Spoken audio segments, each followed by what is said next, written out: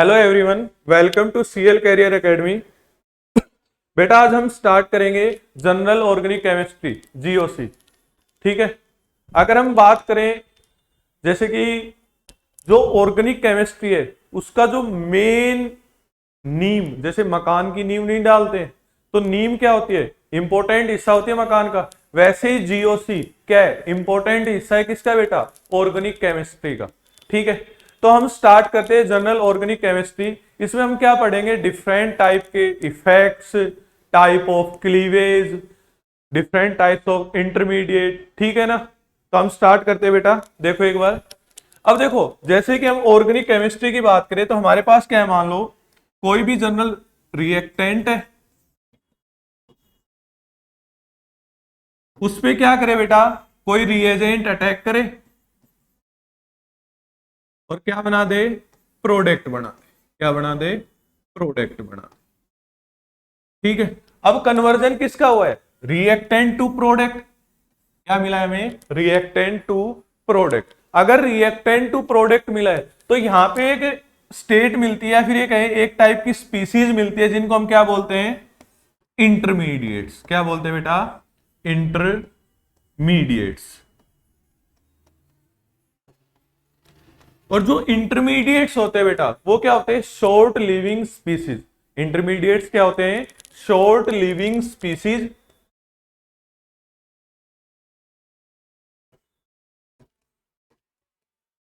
Short living species जो form होते हैं ड्यूरिंग द रिएक्शन। क्या होते हैं, फॉर्म होते हैं ड्यूरिंग द रिएक्शन। ठीक है।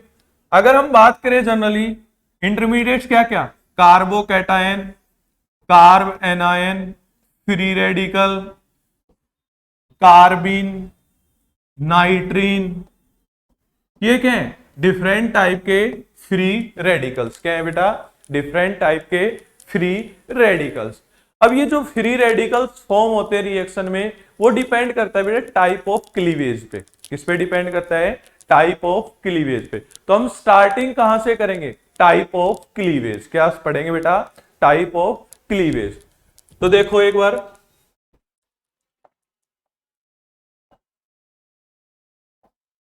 अगर हम बात करें बेटा टाइप ऑफ क्लीवेज की, जैसे हमारे पास दो एटम है, उनके बीच में क्या फॉर्म हो रहा है, कोई बॉन्ड फॉर्म हो रहा है, ए और बी।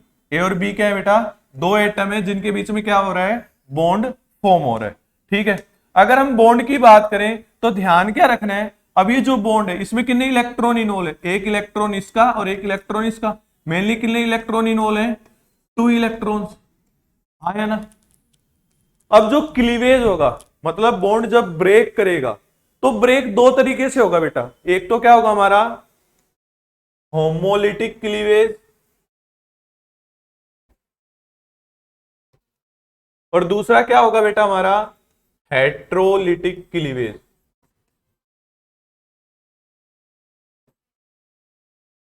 एक तो क्या होगा हमारा होमोलिटिक क्लीवेज और दूसरा क्या होगा बेटा हेट्रोलिटिक क्लीवेज। अगर हम बात करें बेटा होमोलिटिक क्लीवेज की, किसकी बात करें, होमोलिटिक क्लीवेज की, तो होता क्या है, जैसे हमारे पास दो एटम है ए और बी। अब इन दोनों का बीच का बॉन्ड ब्रेक किया, क्या किया, दोनों के बीच का बॉन्ड ब्रेक किया, तो एक इलेक्ट्रॉन इसके पास चला गया और एक इलेक्ट्रॉन इसके पास चला गया। बना क्या हमारा, ए रेडिकल और बी रेडिकल। क्या बना, ए रेडिकल और बी रेडिकल। तो हम कह सकते हैं जब होमोलिटिक क्लीवेज होगा, क्या होगा, होमोलिटिक क्लीवेज होगा तो होगा क्या, रेडिकल फॉर्म होगा। कौन सा इंटरमीडिएट फॉर्म होगा बेटा, रेडिकल्स। ठीक है, इतना समझ में आया। तो यहीं पे हम देखते हैं, अगर हम कंडीशंस की बात करें, किसकी बात करें, कंडीशंस की, तो जो होमोलिटिक क्लीवेज होगा, क्या होगा, होमोलिटिक क्लीवेज होगा वो जनरली कब होगा, जब जो ए और बी है, क्या है, ए और बी, इनके बीच का जो इलेक्ट्रोनेगेटिव डिफरेंस है वो क्या हो बेटा, मिनिमम हो। क्या हो, मिनिमम। ठीक है। अगर मिनिमम होगा इलेक्ट्रोनेगेटिविटी डिफरेंस तो उस टाइम पे क्या होगा, होमोलिटिक क्लीवेज। ठीक है। दूसरा अगर हम बात करें सोलवेंट की, दूसरा हम बात किसकी करें बेटा, सोलवेंट। तो ध्यान रखना जब भी होमोलिटिक क्लीवेज होगा तो सोलवेंट कैसा होगा, पोलर एप्रोटिक सोलवेंट। कैसा सोलवेंट होगा, पोलर एप्रोटिक सोलवेंट। ठीक है। थर्ड अगर हम बात करें बेटा,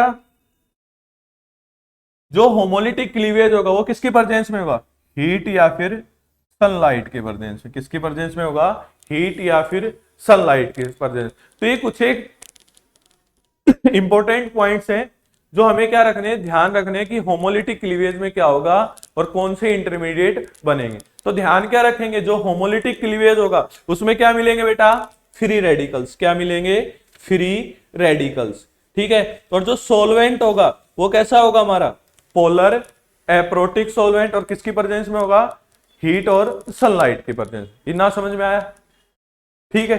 तो ये तो क्या था, होमोलिटिक क्लीवेज। अब हम बात किसकी करेंगे बेटा, नेक्स्ट हेट्रोलिटिक क्लीवेज की। होमोलिटिक क्लीवेज समझ में आया।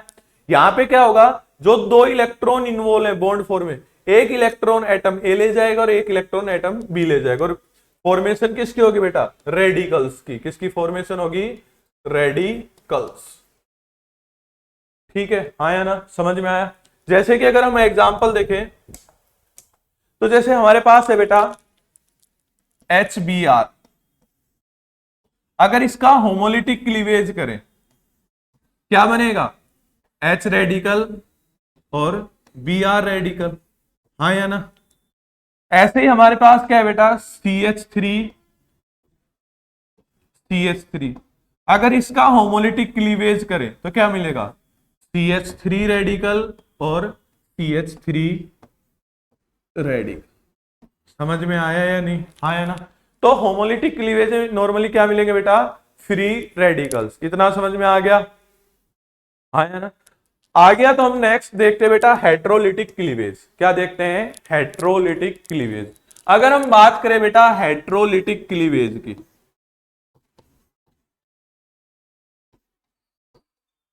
हेट्रोलिटिक क्लीवेज में ध्यान क्या रखना है, भाई कोई भी दो एटम ले ले, ए और बी।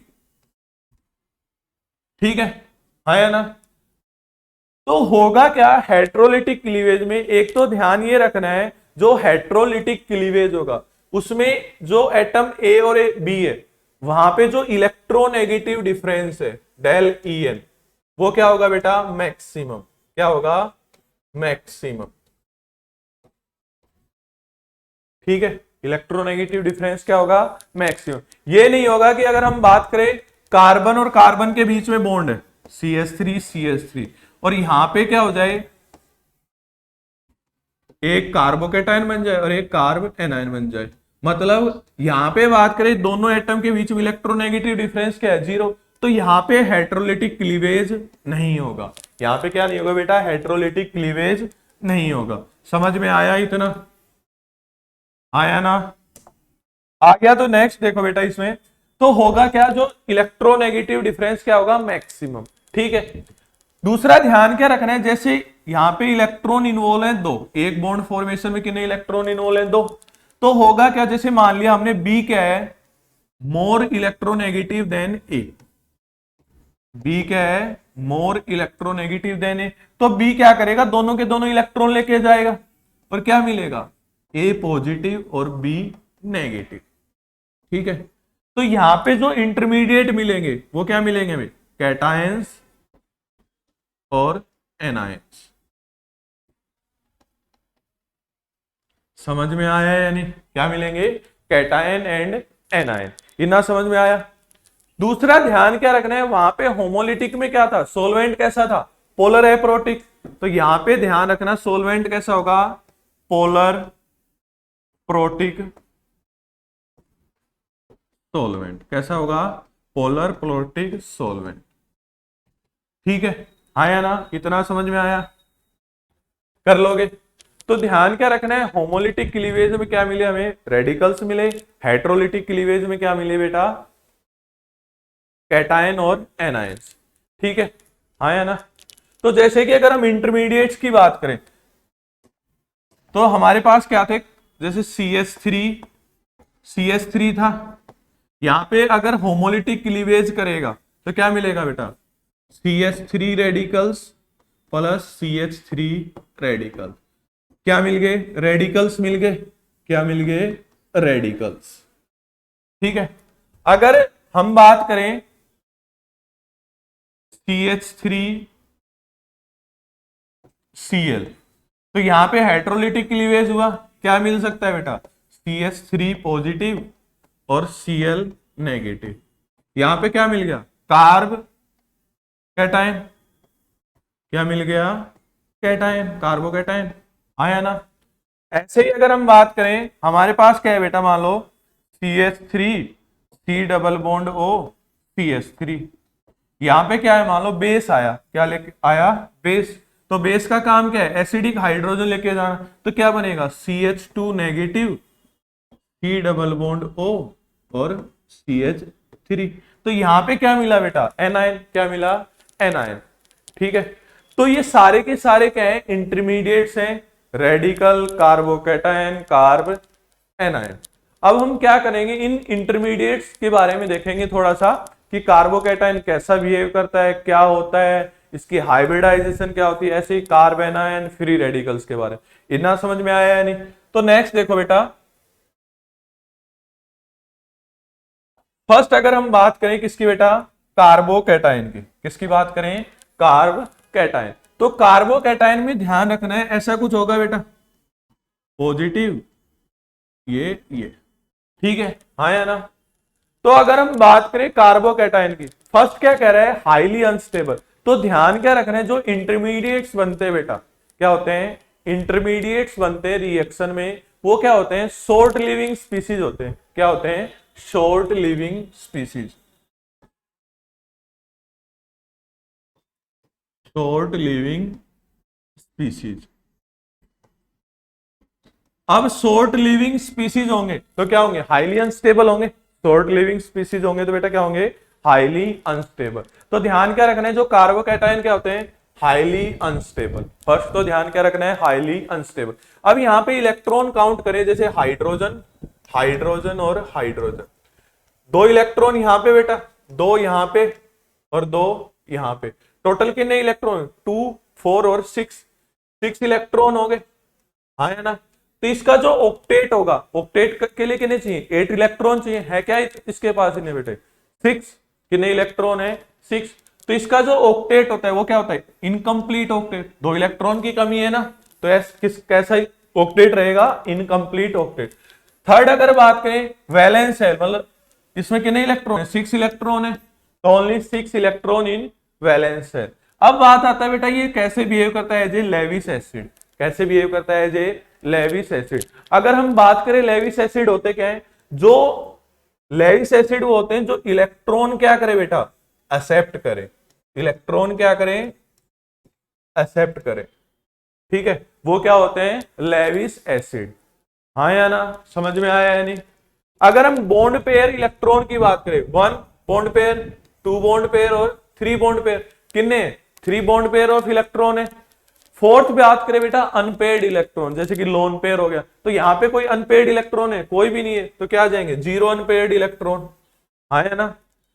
मैग्नेटिक मूवमेंट की बात करें तो कि मतलब यहां पे सारे के सारे इलेक्ट्रॉन क्या है बेटा? पेयर्ड है। और बॉन्ड फॉर्मेशन कोई अनपेड। एन क्या है? Number of unpaired electron. N क्या होता है बेटा? Number of unpaired electron. Unpaired electron क्या है? 0 है, तो मैग्नेटिक मोमेंट की भी वैल्यू क्या आएगी बेटा? 0। अगर हम बात करें स्पिन मल्टीप्लिसिटी कि सारे के सारे पेयर्ड है, तो जो स्पिन की वैल्यू आएगी वो क्या आएगी? 0 आएगी। तो स्पिन मल्टीप्लिसिटी क्या होती है? 2s प्लस 1 क्या हो जाएगी?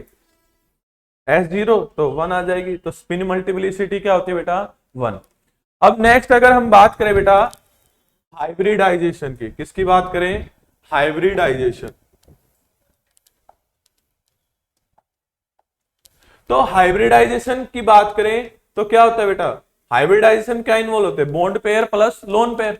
हाइब्रिडाइजेशन में क्या इन्वॉल्व होते हैं? Bond pair plus lone pair. तो यहां पे बॉन्ड पेयर कितने? 3, लोन पेयर कितने? 0। तो टोटल कितना आ गया? 3। और 3 के रेस्पेक्ट में जो हाइब्रिडाइजेशन होगी वो क्या होगी बेटा? sp2। तो हाइब्रिडाइजेशन क्या होती है? sp2। अब नेक्स्ट क्या आता है बेटा, बॉन्ड एंगल। क्या आता है, बॉन्ड एंगल। तो जो कार्बोकैटायन बनता है, मतलब ऐसा कुछ, तो यहां पे बॉन्ड एंगल कितना होता है, 120 डिग्री। कैसा होता है बेटा, 120 डिग्री। और ये कैसा होता है, प्लेनर। कैसा होता है, प्लेनर। समझ में आया या नहीं? तो कार्बोकैटायन के बारे में हमें जो सारी चीजें बताएगी वो समझ में आई या नहीं? अब हमने पढ़ा है लेविस एसिड की तरह बिहेव करता है। लेविस एसिड मतलब जो इलेक्ट्रॉन एक्सेप्ट करे। क्या करे बेटा, इलेक्ट्रॉन एक्सेप्ट करे। Accept electron. और इलेक्ट्रॉन को एक्सेप्ट कौन करता है, इलेक्ट्रोफाइल्स। इलेक्ट्रॉन को एक्सेप्ट क्या करता है, इलेक्ट्रोफाइल। तो हम कह सकते हैं जो कार्बोकैटायन वो कैसे बिहेव करेंगे बेटा, इलेक्ट्रोफाइल्स की तरह। कार्बोकैटायंस कैसे बिहेव करेंगे, इलेक्ट्रोफाइल्स की तरह। इतना समझ में आया या नहीं, हाँ या ना? तो ये सारी चीजें किसके बारे में थी बेटा, कार्बोकैटायन के बारे में। किसके बारे में थी, कार्बोकैटायन के बारे में, हाँ या ना?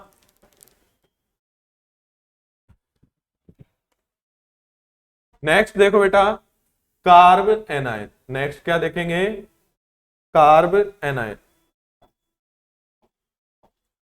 ठीक है, अगर हम कार्ब एनायन की बात करें तो कार्ब एनायन में क्या होगा बेटा, वही हेट्रोलिटिक क्लीवेज से ही मिलता है हमें। कार्ब एनायन भी कैसे मिलता है, हेट्रोलिटिक क्लीवेज से। ऐसा कुछ होता है बेटा। अब यहां पे पहले तो अगर बात करें इसकी स्टेबिलिटी की, तो इंटरमीडिएट से क्या होगा, हाईली अनस्टेबल। इंटरमीडिएट से तो क्या होगा बेटा, हाईली अनस्टेबल। अगर हम बात करें इलेक्ट्रॉन की, 1 2 2 4 2 6 और 2 इलेक्ट्रॉन, ये तो टोटल कितने इलेक्ट्रॉन हो गए बेटा, 8 इलेक्ट्रॉन हो गए। कितने इलेक्ट्रॉन हो गए, 8 इलेक्ट्रॉन। अगर 8 इलेक्ट्रॉन है तो इसका ऑक्टेट क्या है, कंप्लीट है। इसका ऑक्टेट क्या है बेटा, कंप्लीट। तो कैसे ऑक्टेट है, कंप्लीट ऑक्टेट। बात किसकी करें, इलेक्ट्रॉन की, तो इसके पास कितने इलेक्ट्रॉन है, 8 इलेक्ट्रॉन है। अब देखो यहां पे नेगेटिव चार्ज है। क्या है बेटा, नेगेटिव चार्ज। तो ये क्या कर सकता है, इलेक्ट्रॉन डोनेट। क्या कर सकता है, इलेक्ट्रॉन डोनेट। अगर इलेक्ट्रॉन डोनेट कर रहा है तो कैसे बिहेव करेगा, लेविस बेस। कैसे बिहेव करेगा बेटा, लेविस बेस। और कैसे बिहेव कर सकता है, एज ए न्यूक्लियोफाइल भी, हाँ है ना? क्योंकि यहां पे जो नेगेटिव चार्ज है वो कैसे बिहेव कर रहा है, as a lone pair. Negative charge कैसे बिहेव कर रहा है बेटा, एज ए लोन पेयर। इतना समझ में आया या नहीं? तो लेविस बेस हो गया। बॉन्ड पेयर कितने, 1 2 3। अनपेड इलेक्ट्रॉन, एक भी अनपेड नहीं है। लोन पेयर कितने, 1। मैग्नेटिक मूवमेंट की बात करें, अनपेड इलेक्ट्रॉन 0 है तो मैग्नेटिक मूवमेंट भी क्या आ जाएगा बेटा, 0। Spin multiplicity 1। लेकिन हाइब्रिडाइजेशन की बात करें तो bond pair plus lone pair, तो 3 बॉन्ड पेयर। यहां पे जो नेगेटिव चार्ज है वो कैसे बिहेव करेगा बेटा, सिंगल लोन पेयर की तरह। कैसे बिहेव करेगा, as a single lone pair. तो टोटल कितना हो गया, 4। और 4 के रेस्पेक्ट में क्या होगी, हाइब्रिडाइजेशन, sp3। ठीक है, समझ में आया या नहीं? अब हम बात करें बॉन्ड एंगल की। जैसे NH3 था वैसे ही क्या है, कार्ब एनायन है। क्या है बेटा, कार्ब एनायन। तो यहां पे जो बॉन्ड एंगल होता है वो कितने डिग्री का, 107 डिग्री के आसपास। कितने डिग्री का होता है बेटा, 107 डिग्री के आसपास। समझ में आया या नहीं, हाँ या ना, कर लोगे? तो ये क्या हो गया बेटा, हमारा कार्ब एनायन। ये ध्यान रखना है कैसे बिहेव करेगा, एज ए न्यूक्लियोफाइल या फिर लेविस बेस। ठीक है, समझ में आ गया? नेक्स्ट देखो बेटा,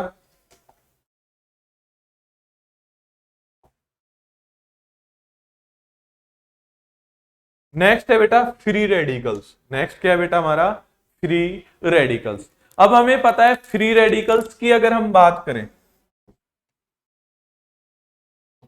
तो फ्री रेडिकल्स में जो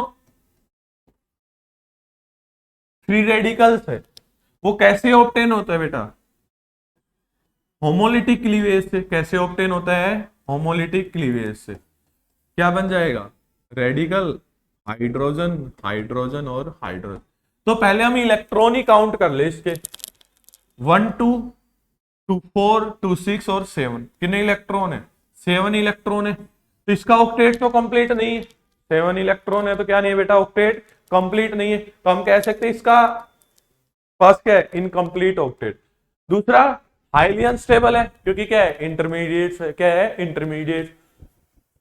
सॉरी बेटा, नेक्स्ट क्या है, इनकम्प्लीट अनस्टेबल, नहीं ये थोड़ा मिसप्रिंट हो गया बेटा, इसको रहने देना। हाईली अनस्टेबल इनकम्प्लीट ऑक्टेट कितने इलेक्ट्रॉन है, 7 इलेक्ट्रॉन है।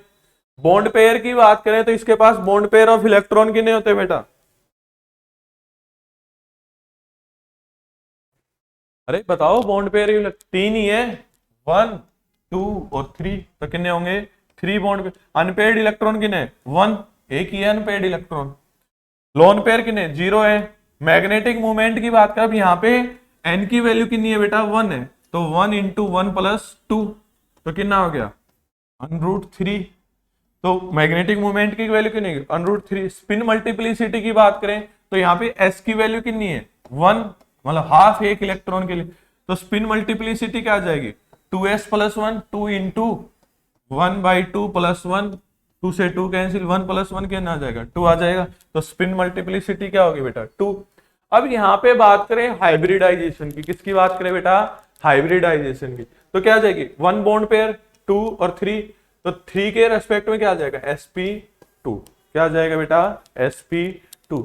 और यहाँ पे हम बात करें बॉन्ड एंगल की, तो देखो बेटा होता क्या है, ये एक इलेक्ट्रॉन यहाँ पे हाइड्रोजन हाइड्रोजन, तो यहाँ जो बॉन्ड एंगल होगा वो कितने डिग्री का होगा, 108 डिग्री। कितने डिग्री का होगा, 108 डिग्री। इतना समझ में आया है नहीं। अब 7 इलेक्ट्रॉन है इसके पास, कितने इलेक्ट्रॉन है बेटा, 7, तो क्या हो गया, इलेक्ट्रॉन डेफिशिएंट हो गया। 7 इलेक्ट्रॉन है तो क्या हो गया, इलेक्ट्रॉन डेफिशिएंट, क्या हो गया, इलेक्ट्रॉन डेफिशिएंट। तो कैसे बिहेव करेगा, एज ए लेविस एसिड, हाँ या ना, और इलेक्ट्रॉन डेफिशिएंट, ठीक है, कर लोगे, इतना समझ में आया या नहीं।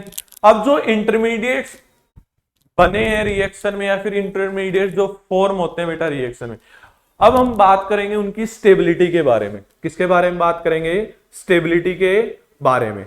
अब स्टेबिलिटी के बारे में अगर हम स्टेबिलिटी देखें इंटरमीडिएट्स की, तो डिफरेंट टाइप के इलेक्ट्रॉनिक इफेक्ट्स होते हैं बेटा, क्या होते हैं, डिफरेंट टाइप्स के इलेक्ट्रॉनिक इफेक्ट्स। अगर हम इलेक्ट्रॉनिक इफेक्ट्स की बात करें तो हमारे पास क्या होते हैं, इंडक्टिव इफेक्ट हो गया, रेजोन मिजोमेरिक इफेक्ट हो गया, रेजोनेंस इफेक्ट हो गया, हाइपर कंजुगेशन हो गया। तो क्या है, डिफरेंट टाइप के इंडक्टिव इफेक्ट होते हैं, क्या होते हैं, डिफरेंट टाइप के इंडक्टिव इफेक्ट। अब हम देखेंगे कौन कौन से इफेक्ट है जो इंटरमीडिएट्स को क्या करते हैं, स्टेबल करते हैं, कौन सा इफेक्ट इंटरमीडिएट को अनस्टेबल करेगा। तो डिफरेंट टाइप के इफेक्ट समझ में आया है नहीं, है ना, जल्दी से बताओ। तो नेक्स्ट देखो बेटा,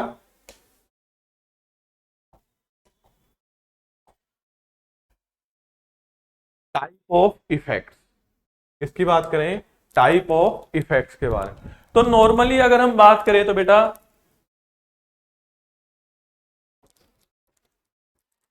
4 टाइप के इफेक्ट्स होते हैं। नॉर्मली कितने टाइप के इफेक्ट होते हैं, 4 टाइप के इफेक्ट होते हैं। रेजोनेंस और मिजोमेरिक एक में ही हम स्टडी कर लेंगे, लेकिन अगर रेजोनेंस और मिजोमेरिक इफेक्ट को अलग कर दे तो टोटल कितने होते हैं, 5 इफेक्ट। कितने होते हैं टोटल, 5 इफेक्ट, ठीक है। फर्स्ट आता है बेटा इंडक्टिव इफेक्ट। क्या आता है, इंडक्टिव इफेक्ट, जिसको हम क्या बोलते हैं, प्लस, मतलब कैसे रिप्रेजेंट करते हैं, आई से। कैसे रिप्रेजेंट करते हैं, आई से। सेकंड क्या आता है बेटा, रेजोनेंस इफेक्ट या फिर मिजोमेरिक इफेक्ट। इसको किससे रिप्रेजेंट कर, कैपिटल आर या फिर कैपिटल एम से। नेक्स्ट क्या आता है, हाइपर कंजुगेशन इफेक्ट, इसको रिप्रेजेंट करते हैं बेटा एच से। और लास्ट क्या आता है, इलेक्ट्रोमेरिक इफेक्ट, इसको रिप्रेजेंट करते हैं ई से, ठीक है। तो ये क्या है, डिफरेंट टाइप के इफेक्ट हैं। फर्स्ट क्या है, इंडक्टिव इफेक्ट। सेकंड क्या है, रेजोनेंस इफेक्ट, जिसको हम मिजोमेरिक इफेक्ट भी बोलते हैं। थर्ड क्या है, हाइपर कंजुगेशन। और फोर्थ क्या है बेटा, इलेक्ट्रोमेरिक इफेक्ट, ठीक है, हाँ है ना। तो ध्यान क्या रखना है, जैसे इंडक्टिव इफेक्ट हो गया, रेजोनेंस इफेक्ट हो गया, हाइपर कंजुगेशन इफेक्ट हो गया, ये तीनों के तीनों इफेक्ट क्या होते हैं बेटा, परमानेंट इफेक्ट होते हैं। क्या होते हैं, परमानेंट इफेक्ट होते हैं। लेकिन जो इलेक्ट्रोमेरिक इफेक्ट होता है वो कैसा होता है बेटा, टेम्परेरी इफेक्ट होता है। वो डिपेंड करता है आने वाले पे, वो डिपेंड किस पे करेगा बेटा, आने वाले रिएजेंट पे, ठीक है। तो इलेक्ट्रोमेरिक इफेक्ट कैसा होता है, टेम्परेरी इफेक्ट। तो आज की क्लास में हम किसके बारे में पढ़ेंगे बेटा, सिर्फ और सिर्फ इंडक्टिव इफेक्ट के बारे में। किसके बारे में, सिर्फ और सिर्फ इंडक्टिव इफेक्ट के बारे में। ठीक है, तो लगातार ऐसे ही बने रहना। ठीक है, कोई भी क्लास मिस मत कर देना बेटा। तो हम स्टार्ट करते हैं इंडक्टिव इफेक्ट। क्या स्टार्ट करते हैं? Inductive effect. ठीक है,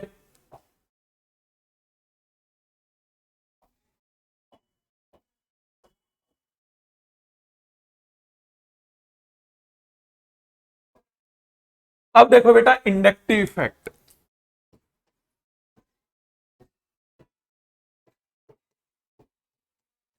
इंडक्टिव इफेक्ट के बारे में आपसे पूछ ले कि क्या होता है, इंडक्टिव इफेक्ट क्या होता है। ठीक है, तो ध्यान क्या रखना है, जो इंडक्टिव इफेक्ट अप्लीकेबल होगा वो किस पे अप्लीकेबल होगा बेटा? Only and only sigma bond. कहां पर अप्लीकेबल होगा? किसमें? Only in sigma bond. ठीक है, तो यहां पे होता क्या है बेटा इंडक्टिव इफेक्ट में? यहां पे होता है partial displacement of, partial displacement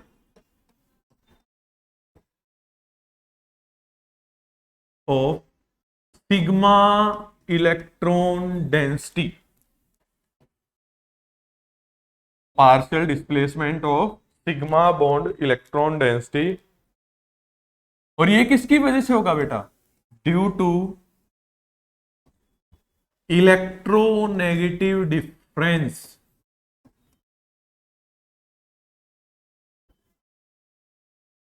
between bonded atom. क्या होगा? Due to electronegative difference between bonded atom. तो इंडक्टिव इफेक्ट क्या होता है बेटा? Partial displacement of sigma bond electron density due to electronegative difference between bonded atom. ठीक है, तो इसको क्या बोलेंगे हम? Inductive effect. क्या बोलेंगे? Inductive effect. ठीक है, हाँ या ना? इतना समझ में आया या नहीं? तो ध्यान क्या रखना है, ये क्या होगा बेटा? पार्शियल डिस्प्लेसमेंट होगा किसका? Sigma bond electron density due to electronegative difference between bonded atom. ठीक है, समझ में आ गया? तो इंडक्टिव इफेक्ट क्या हो गया? Partial displacement of sigma bond electron density due to electronegative difference between bonded atom. ठीक है, अब अगर हम बात करें, जैसे हमारे पास क्या है बेटा, मान लो CH3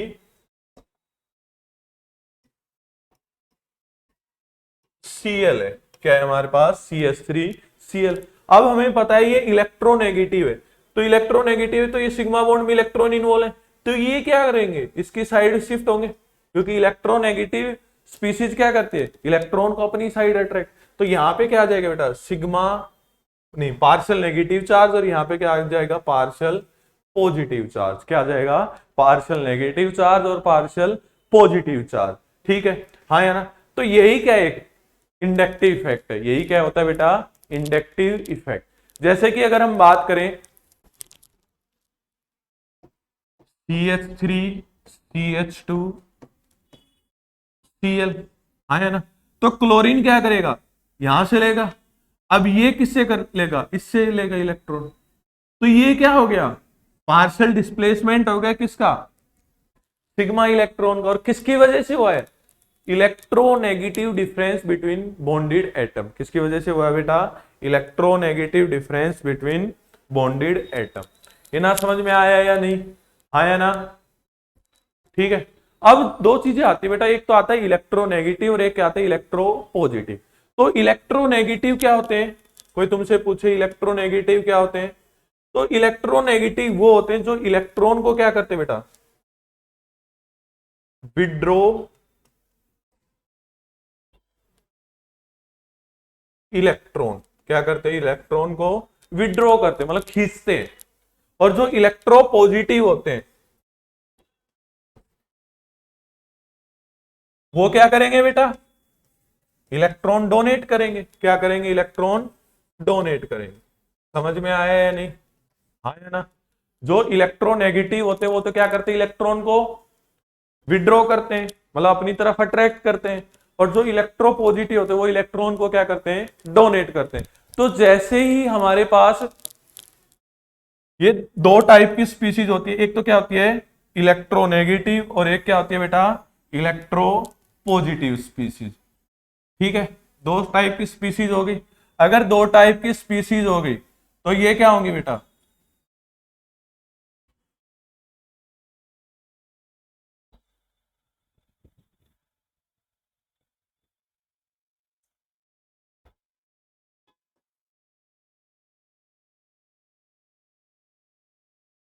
क्या होगी, दो टाइप की स्पीसीज होगी, एक तो क्या होगी इलेक्ट्रोनेगेटिव और एक क्या होगी बेटा इलेक्ट्रो पॉजिटिव। इतना समझ में आया, हाँ या ना। तो इसी के बेस पे दो टाइप के इफेक्ट होंगे बेटा हमारा। एक तो क्या होगा पॉजिटिव इंडक्टिव इफेक्ट, जिसको रिप्रेजेंट करते हैं प्लस आई से। किससे रिप्रेजेंट करते हैं बेटा, प्लस आई से। और एक क्या होगा बेटा नेगेटिव इंडक्टिव इफेक्ट, जिसको रिप्रेजेंट करते हैं किससे, माइनस आई से। किससे रिप्रेजेंट करते हैं, माइनस आई से। ठीक है, तो ध्यान क्या रखना है, जो पॉजिटिव इंडक्टिव इफेक्ट है वो जनरली शो कौन करेंगे, इलेक्ट्रॉन डोनेटिंग ग्रुप्स। कौन शो करेंगे, इलेक्ट्रॉन डोनेटिंग ग्रुप। और नेगेटिव इंडक्टिव इफेक्ट कौन शो करेंगे बेटा, इलेक्ट्रॉन विड्रॉइंग ग्रुप्स। कौन शो करेंगे, इलेक्ट्रॉन विड्रॉइंग ग्रुप्स। ठीक है, इतना समझ में आया है नहीं। तो हम कह सकते हैं जो इंडक्टिव इफेक्ट है वो हमारा कितने टाइप का होता है बेटा, दो टाइप का होता है। एक तो होता है पॉजिटिव इंडक्टिव इफेक्ट और दूसरा क्या होता है, नेगेटिव इंडक्टिव इफेक्ट। ठीक है, इतना समझ में आया है या नहीं, अरे हाँ या ना, जल्दी से बताओ।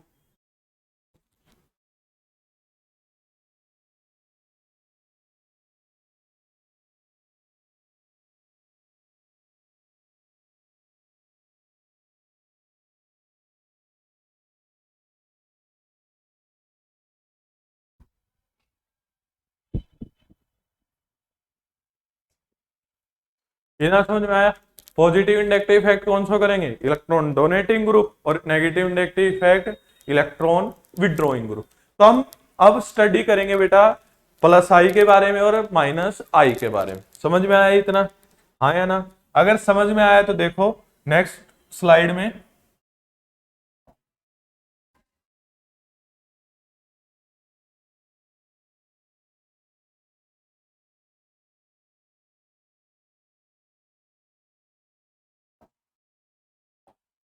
फर्स्ट बात करें बेटा नेगेटिव इंडक्टिव इफेक्ट, इसकी बात करें नेगेटिव इंडक्टिव इफेक्ट। तो हमें पता है जो नेगेटिव इंडक्टिव इफेक्ट है जनरली कौन शो करते हैं, इलेक्ट्रॉन विड्रॉइंग ग्रुप। जनरली कौन शो करते हैं, इलेक्ट्रॉन विड्रॉइंग ग्रुप। तो फर्स्ट दे रखा है बेटा हमें NF3 पॉजिटिव। क्या दे रखा है, NF3 पॉजिटिव। सेकंड ये ऑर्डर लिख रखा है NR3 positive.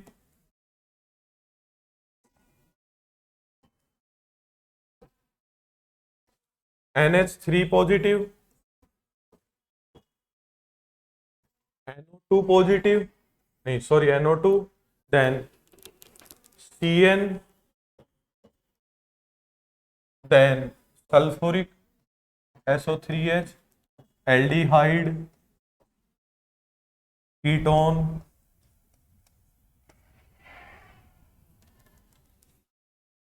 Carboxylic acid, fluoro, chloro, bromo, iodo, OH group, NH2 group,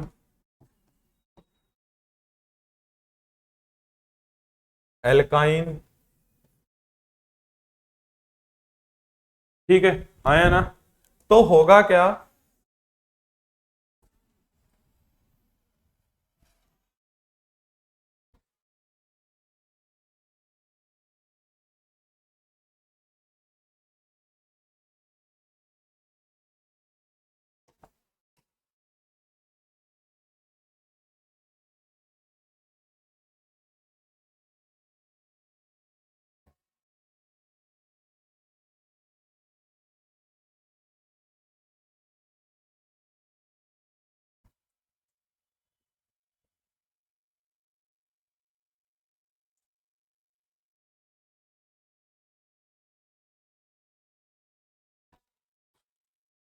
तो फिर ये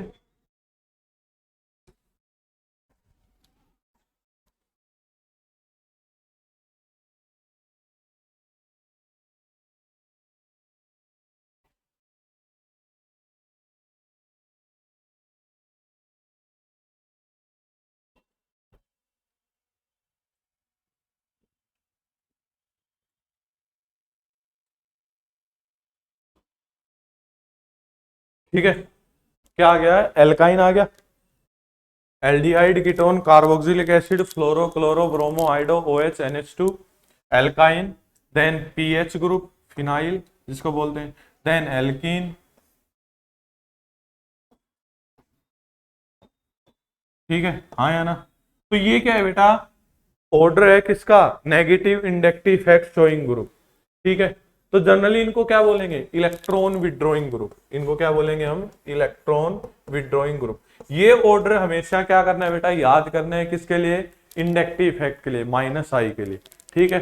फर्स्ट आएगा NF3 positive, then NR3 positive, then NH3, NO2, CN, sulphuric acid वाला, aldehyde, ketone, carboxylic acid, fluoro, chloro, bromo, iodo, OH, NH2, alkyne, PH और alkene. ध्यान क्या रखना है, एल्काइन और फिनाइल, बेंजीन रिंग, एल्काइन का जो इंडक्टिव इफेक्ट है -I, वो क्या होता है, ज्यादा होता है किससे, बेंजीन रिंग से। समझ में आया है नहीं। तो ये तो क्या था बेटा, नेगेटिव सीरीज, क्या थी, -I, मतलब negative inductive effect showing groups की सीरीज थी, ठीक है, ये याद कर लेना, ठीक है। नेक्स्ट देखो, पॉजिटिव इफेक्ट्स, नेक्स्ट किसकी बात करें बेटा,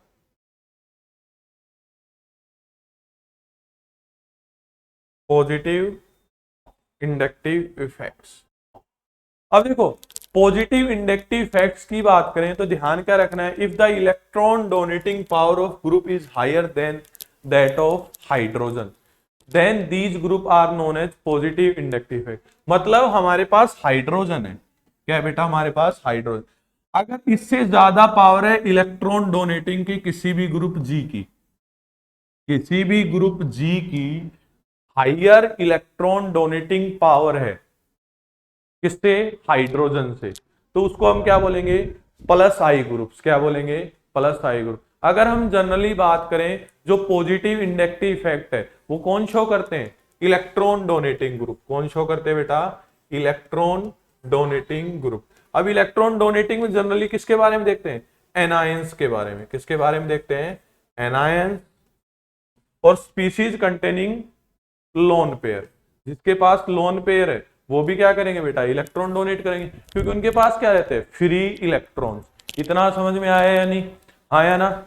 तो देखो, अब हम जैसे नेगेटिव इंडक्टिव इफेक्ट की सीरीज देखी थी, वैसे ही क्या देखेंगे, पॉजिटिव इंडक्टिव इफेक्ट्स की सीरीज। तो देखो बेटा, ये हमारे पास क्या है, ऐसा कुछ है, अगर इसको हम थोड़ा जूम करें तो देखना क्लियर हो जाएगा आपको, देखो दिख रहा है या नहीं, आया ना, जल्दी देखो, हाँ दिख रहा है। फर्स्ट क्या दे रखा है, CH2 negative, NH negative, O negative, C double bond O negative, 3 degree,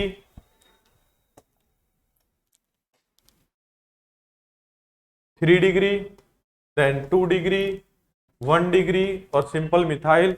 ध्यान ये रखना है, जो TDH, ये 3 आइसोटोप है किसके बेटा, हाइड्रोजन के, क्या है, 3 आइसोटोप है किसके, हाइड्रोजन के, TD एंड H, क्या है, TD एंड H। समझ में आया या नहीं, आया ना। तो ये क्या होगा, सेम ऑर्डर रहेगा किसका, इलेक्ट्रॉन डोनेटिंग इफेक्ट्स ग्रुप का, किसका रहेगा, इलेक्ट्रॉन डोनेटिंग ग्रुप्स, जो क्या शो करेंगे, +I, क्या शो करेंगे, +I। तो यहां पे देखे बेटा, एक चीज आती है, जैसे कि अगर हम बात करें, जो एक तो है कार्बन पर नेगेटिव, एक होता है नाइट्रोजन पे नेगेटिव, और एक क्या होता है, ऑक्सीजन पे नेगेटिव, यही दे रखे फर्स्ट। तो हमें पता है इन तीनों में इलेक्ट्रोनेगेटिव की बात करें तो ज्यादा कौन इलेक्ट्रोनेगेटिव है, ऑक्सीजन, देन नाइट्रोजन और देन कार्बन, आया ना। ये सबसे कम इलेक्ट्रोनेगेटिव, ये उससे ज्यादा, और ये सबसे ज्यादा। अब जो ज्यादा इलेक्ट्रोनेगेटिव, हमें पता है ये इलेक्ट्रॉन डोनेट करेंगे, क्यों करेंगे, क्योंकि इन पे क्या है बेटा, नेगेटिव चार्ज है। लेकिन आसानी से कौन करेगा, कोई तुमसे पूछे तो आसानी से करेगा बेटा कार्बन। क्यों करेगा, क्योंकि ये जो कार्बन है वो क्या है, लेस इलेक्ट्रोनेगेटिव है, क्या है, कार्बन लेस इलेक्ट्रोनेगेटिव है। ये ना समझ में आया, हाँ या ना। तो नाइट्रोजन क्या है, मोर इलेक्ट्रोनेगेटिव, और ऑक्सीजन क्या है, और ज्यादा इलेक्ट्रोनेगेटिव। तो इन पे नेगेटिव चार्ज है, इसकी वजह से इलेक्ट्रॉन तो डोनेट करेंगे, लेकिन ऑर्डर ज्यादा किसका रहेगा, कार्बन पर नेगेटिव है, क्योंकि कार्बन क्या है, लेस इलेक्ट्रोनेगेटिव किससे, नाइट्रोजन से और ऑक्सीजन से। इतना समझ में आया या नहीं आया ना। तो ये क्या ध्यान रखना है बेटा, ऑर्डर ध्यान रखना है किसका, इन ग्रुप्स का। क्या ध्यान रखना है, इन ग्रुप्स का ऑर्डर ध्यान रखना है। समझ में आया या नहीं आया ना, जल्दी से बताओ, आ गया तो समझ में, जल्दी बताओ। अब देखो बेटा, जब भी हम अप्लाई करेंगे इंडक्टिव फैक्ट, एक मेन पॉइंट ध्यान रखना है इंडक्टिव फैक्ट्स का, अभी बताता हूं।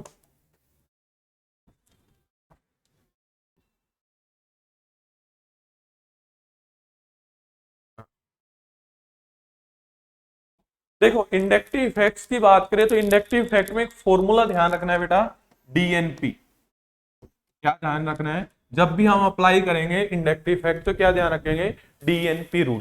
क्या ध्यान रखेंगे, डीएनपी रूल। डी किसको रिप्रेजेंट करता है बेटा, डिस्टेंस को। एन रिप्रेजेंट करता है बेटा नंबर्स को, और पी रिप्रेजेंट करता है बेटा पावर। किसको रिप्रेजेंट करता है, पावर को। ठीक है आया ना। तो जब भी हम अप्लाई करेंगे इंडक्टिव फैक्ट तो सबसे पहले देखेंगे डिस्टेंस, फिर देखेंगे नंबर, देन देखेंगे पावर। तो हम कह सकते हैं जो इंडक्टिव फैक्ट है वो कैसा होता है बेटा, डिस्टेंस डिपेंडेंट। कैसा होता है बेटा, डिस्टेंस डिपेंडेंट।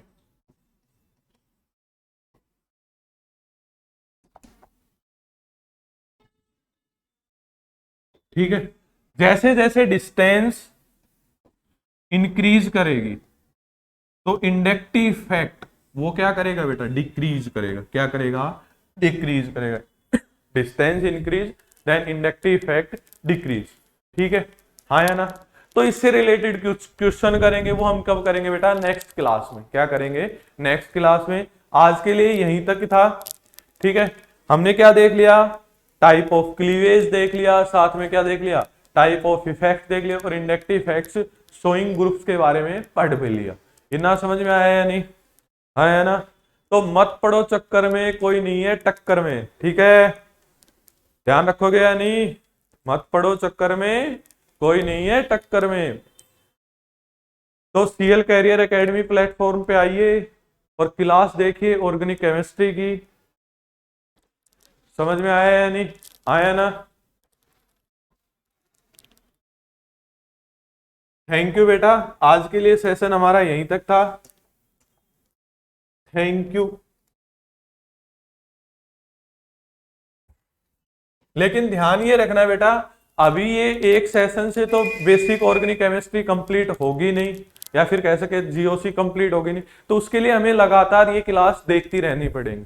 ठीक है हाँ या ना। थैंक यू सो मच बेटा।